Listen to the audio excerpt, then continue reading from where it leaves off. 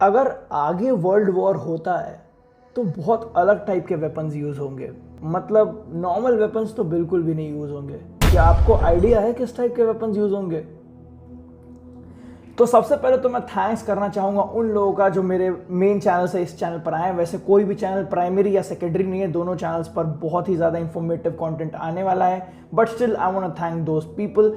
And एक और चीज़ मैं यहाँ पे बताना चाहूँगा कि मैं काफ़ी टाइम से सोच रहा था कि मैं अपनी थ्योरी सामने लाऊं, क्योंकि जो लोग मुझे रियल लाइफ में जानते हैं वो जानते होंगे कि मैं हमेशा कुछ ना कुछ इंफॉर्मेटिव बात करते रहता हूँ, सिर्फ बाइक्स ही नहीं और भी चीज़ों पर। और स्पेसिफिकली अगर हम लोग बायोलॉजी की बात करें, क्योंकि बहुत सारे लोगों को पता होगा कि मैं इसी फील्ड से बिलोंग करता हूँ, तो आज का टॉपिक ये है कि हम बात करने वाले हैं कि किस तरीके से आगे चल के दुनिया में बायोलॉजिकल वेपन्स जो है उनका किस तरीके से एक बहुत मेजर रोल होने वाला है आगे के वॉर्स में, आगे के छोटे मोटे लड़ाई झगड़ों में भी, और कितने ज़्यादा लीथल हो सकते हैं बायोलॉजिकल वेपन्स हमारे लिए। और बायोलॉजिकल वॉरफेयर अगर हो जाए तो किस तरीके से हमारे अर्थ को, हमारे ह्यूमैनिटी को किस तरीके से हार्म पहुंचाया जा सकता है। बट वीडियो स्टार्ट करने से पहले एक छोटा सा डिस्क्लेमर, जो भी बातें मैं करने वाला हूं वो मेरे थॉट्स हैं और मेरे दिमाग की उपज है, और मेरे थॉट्स और आपके थॉट्स डिफर हो सकते हैं। एंड ये बातें जो है वो एक्चुअल ट्रूथ नहीं है, बट ट्रूथ हो सकती हैं। They may be true but they aren't true. So hey guys, this is Samat and welcome back to the first video on this channel, which is all about biological weapons and biological warfare. जो लोग ये बात claim करते हैं ना, वो लोग मुझे बहुत बेवकूफ़ लगते हैं और बहुत बेसलेस बातें करने वाले लोग लगते हैं, जो ये कहते हैं कि बायोलॉजिकल वॉरफेयर जो है वो कोई नई और ट्रेंडी चीज़ है। मतलब अभी अभी ट्रेंड में आई है और कोई नई चीज़ है और वो पहले से नहीं आई है। इन लोगों को नहीं पता, उन लोगों को मैं बता दूं, जो पहला बायोलॉजिकल वॉरफेयर रिकॉर्डेड था वो 1347 में था। बैक इन 1347 जिस टाइम पर मंगोल फोर्सेस को ये रिपोर्ट किया गया था करते हुए कि कुछ प्लेग इन्फेस्टेड बॉडीज को वो फेंक रहे थे एक पोर्ट पे यूक्रेन के आसपास, जहां से बहुत सारी जो शिप्स हैं, बहुत सारी जो कंटेनर्स हैं वापस इटली गई थी। तो वहां से प्लेग जो है इटली गया था और उसके बाद 4 साल में पूरे यूरोप में फैल गया था, जिससे 25 मिलियन लोगों की डेथ हो गई थी। That is 1/3 of the total population. तुम सोच सकते हो कि किस लेवल पर उस जमाने में चीजें हुई थी। तो ये कोई नई और ट्रेंडी चीज नहीं है, ये चीज बहुत पहले से की जा रही है। तो सोच सकते हो कि ये कोई नई और ट्रेंडी चीज नहीं है, ये कोई बच्चों का खेल नहीं है अभी का, ये बहुत पहले से होता आ रहा है। और एक चीज जो बायो से लोग हैं, जो बायोलॉजी के फील्ड से लोग हैं, वो लोग समझ पा रहे होंगे कि मेंडल की थ्योरी और बहुत सारी डार्विन की थ्योरी, बहुत सारी जो थ्योरीज हैं वो बहुत पहले आ चुकी हैं। जीन मॉडिफिकेशन के ऊपर थ्योरी, एक्चुअल में ये सारी चीजें काम करती हैं। वो स्पेसिफिकली अगर मैं बताऊं तो काम करती हैं किसी चीज को मॉडिफाई करने के ऊपर। थोड़ा बहुत इसके ऊपर अगर हम लोग नजर डालें, ये वेल स्ट्रक्चर्ड वीडियो नहीं है मुझे पता है, बट मैं आपको बहुत आसान भाषा में चीजों को समझाने की कोशिश कर रहा हूं, क्योंकि कॉम्प्लेक्स चीजें आपको ऑल ओवर इंटरनेट मिल जाएगी, बट आसान भाषा में there very few people who will explain you the facts. होता क्या है कि इन चीजों को प्रोग्राम किया जाता है। जी हाँ, ये सुनने में काफी अजीब लगता है, बट हाँ, इन चीजों को प्रोग्राम किया जाता है। अब जैसे प्लेग वेग है, वो तो चलो एक बीमारी है, वो एक वायरस की तरह है, बट जो स्पेसिफिक अगर हम लोग बात करें बायोलॉजिकल वेपन्स की, बायो वेपन्स की, तो उन वेपन्स को बनाया जाता है, उन वेपन्स को मॉडिफाई किया जाता है। उनमें बहुत सारा बायोटेक्नोलॉजी का ज्ञान जाता है, बहुत सारी जीन की कोडिंग जाती है, बहुत सारी और भी चीज़ें जाती हैं। और जिस तरीके से हम एक सॉफ्टवेयर को डेवलप करते हैं, जो मैथ्स वाले मेरे कोलीग्स हैं वो समझ पा रहे होंगे, जिस तरीके से आप सॉफ्टवेयर डेवलप करते हो, उसी तरीके से यहाँ पर जीन मॉडिफिकेशन और भी चीज़ों को एम्प्लाई करके और चीज़ों को मॉडिफाई करके एक स्पेसिफिक नीड के लिए बनाया जाता है। जी हाँ, आप अपने डिजायरेबल नीड के लिए एक वायरस को क्रिएट कर सकते हो। ये आज के डेट में पॉसिबल है, पहले नहीं था। बहुत टाइम से इस रिसर्च में लोग लगे हुए हैं, और भी बहुत सारी चीज़ें हैं जो मैं यहाँ पर शेयर नहीं करना चाहूँगा, बिकॉज बहुत सारे लीगल इश्यूज खड़े हो जाएंगे फिर। बट ऊपर अगर मैं सुपरफिशियली बताना चाहूँ तो हाँ, बहुत सारे मेथड्स ऐसे हैं जिससे आप स्पेसिफिक टाइप का वायरस बना सकते हो। कई बार गलती से ही बन जाता है, नतीजा तुम लोग देख ही रहे हो, मुझे बोलने की ज़रूरत नहीं है। और एक और थ्योरी मेरे दिमाग में आती है कि हो सकता है फ्यूचर में जाकर पॉपुलेशन कंट्रोल करने के लिए इन चीज़ों का इस्तेमाल हो और चुपचाप इन चीज़ों का आउटब्रेक कर दिया जाए और बोला जाए कि ये चीज़ें गलती से हो गई। इसको तुम अभी करंट सिचुएशन से भी मतलब रिलेट कर पा रहे होगे। मतलब बस ये मेरी दिमाग की उपज है यार, मुझे ऐसा लगता है कि हो सकता है हो सकता है हमारी पॉपुलेशन जो है इतनी आउट ऑफ हैंड जा रही है कि हमें ऐसे ब्रूटल स्टेप्स लेने पड़े। और इन चीज़ों को देखो, गवर्नमेंट तुम्हें कभी भी अपने कॉन्फिडेंशियल चीज़ों के बारे में 1% भी नहीं बताएगी, वो वही बताती है जो वो बताना चाहती है। इसके ऊपर भी एक वीडियो आने वाली है कि किस तरीके से पावरफुल लोग जो हैं वो दुनिया चला रहे हैं, किस तरीके से पावरफुल लोग जो हैं वो आपको कंट्रोल कर रहे हैं, किस तरीके से गवर्नमेंट कंट्रोल कर रही है, किस तरीके से आपके ऊपर नज़र रखा जा रहा है और भी बहुत सारी चीज़ें। तो मैं सिर्फ इतना बता रहा हूँ कि बहुत आसान हो गया आज की डेट में एक अच्छे पढ़े लिखे साइंटिस्ट के लिए ये करना कि वो एक स्पेसिफिक टाइप का डिजीज डेवलप कर दे। बहुत बार गलती से भी हो जाता है, जैसे मैंने पहले ही बताया, बट आज के डेट में ये पॉसिबल है कि एक स्पेसिफिक टाइप का डिजीज डेवलप किया जाए।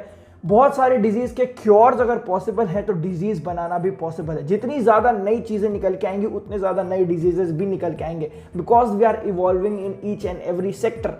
तो वहां पर क्या हो रहा है कि इस तरीके की चीजों को बनाया जा रहा है। अब बायोलॉजिकल वेपन्स के ऊपर बात करते हैं, स्पेसिफिक बायोलॉजिकल वेपन्स के ऊपर। अगर हम लोग एकदम सिंपल लेमन लैंग्वेज में समझाऊं तो बायोलॉजिकल वेपन्स कैसे बनते हैं। टॉक्सिक चीजें होती हैं, इन्फेक्शियस चीजें होती हैं जो बैक्टीरिया के फॉर्म में होती हैं और भी बहुत सारे फंगस के फॉर्म में, वायरस के फॉर्म्स में होती है जो कि बायोलॉजिकल ओरिजिन में होती है। उन चीजों को लेके बनाया जाता है और बहुत माइक्रो, एकदम छोटे लेवल पर, ये सारी चीजें तो बेसिक है, आपको पता होगा, छोटे लेवल पर बनाया जाता है। और इस तरीके से बनाया जाता है कि एक चीज है, एक एफिशिएंसी भी होती है कि किस एफिशिएंसी से वो चीज फैल सकती है, उस चीज पर भी ध्यान दिया जाता है। और इस चीज पर भी बहुत ज्यादा कोशिश की जाती है कि अगर दिमाग में रख के चीज बनाई जा रही है कि हमें एक ऐसा वेपन बनाना है जो फैल जाए, उसकी एफिशिएंसी जो है फैलने की वो बहुत ज्यादा हो, तो उसको लाइट बनाना बहुत जरूरी है। तो लाइट बनाने की भी कोशिश की जाती है और भी बहुत सारी चीजें होती हैं।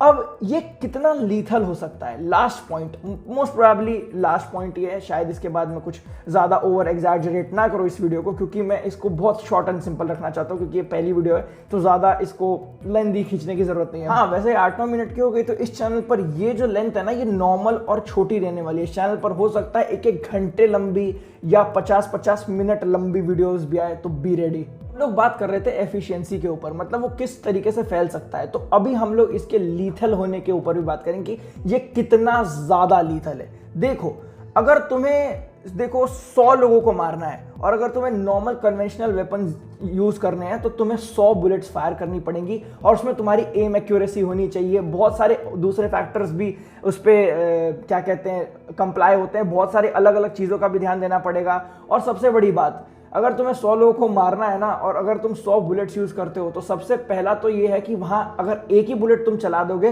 तो लोग पैनिक हो जाएंगे।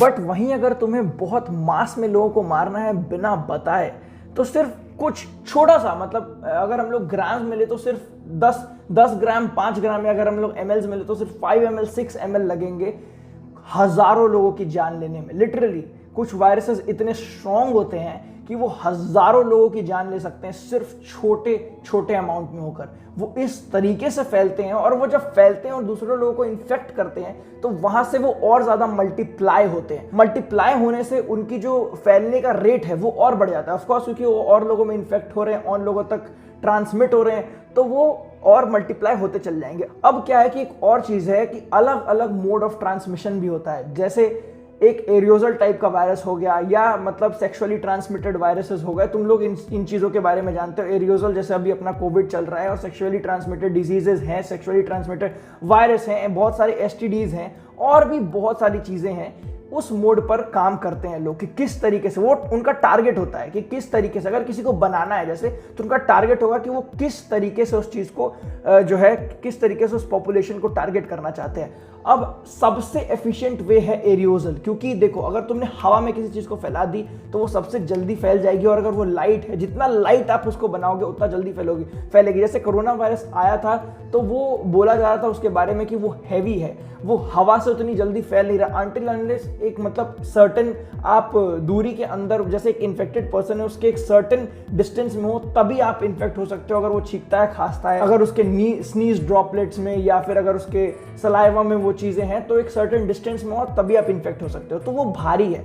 चाहे वहीं पर अगर एक लाइट वायरस होगा तो उसको बहुत आसानी होगी, अगर वो उसको एरियोजल डिस्पर्जन अगर उसका किया जाएगा तो उसको बहुत ज़्यादा आसानी होगी जल्दी से जल्दी लोगों को इन्फेक्ट करने में और जल्दी से जल्दी लोगों को मारने में।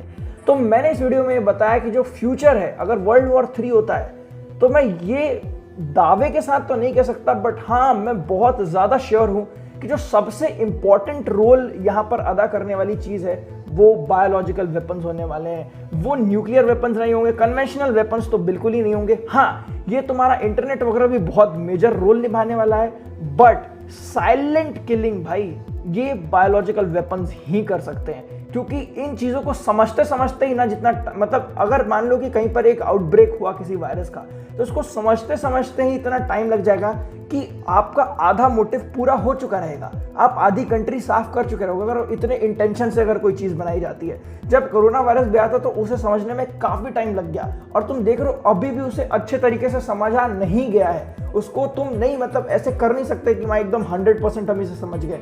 तो ये सारी चीज़ें बहुत कॉम्प्लेक्स है, और हाँ मुझे बहुत डर लगता है कि कभी भी ऐसा हो ना, but at the end of the day we all know what is truth.